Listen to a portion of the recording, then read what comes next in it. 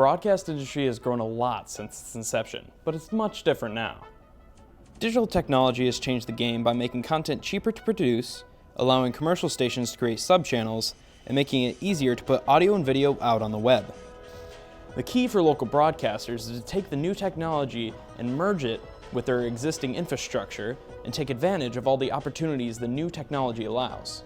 Commercial broadcasting is such a large established industry, some schools have created their own student-run stations to help train future broadcasters.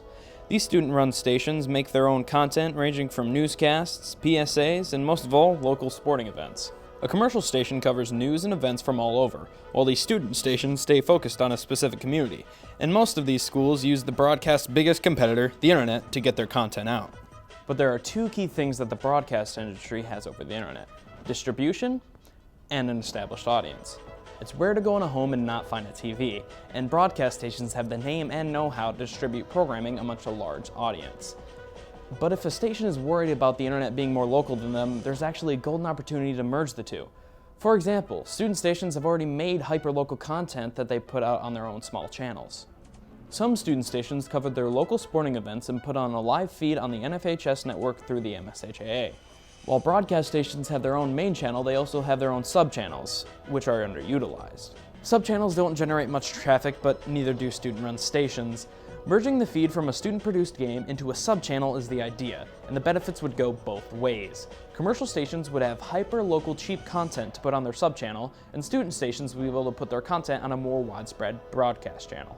This year, students streamed 5,843 sporting events on the NFHS network.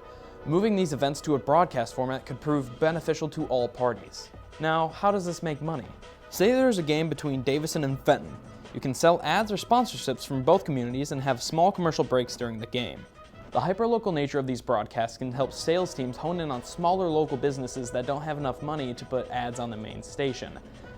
Then, once the student-produced web station is merged with the sub-channels, both commercial stations and the student stations benefit. The key to this new venture is to strike a deal with the MSHAA and the NFHS networks because they control the rights to these events.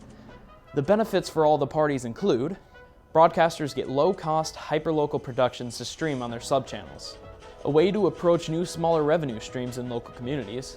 MSHAA/NHFS and schools get to reach newer, bigger audiences and access professional broadcasters to help them make better productions.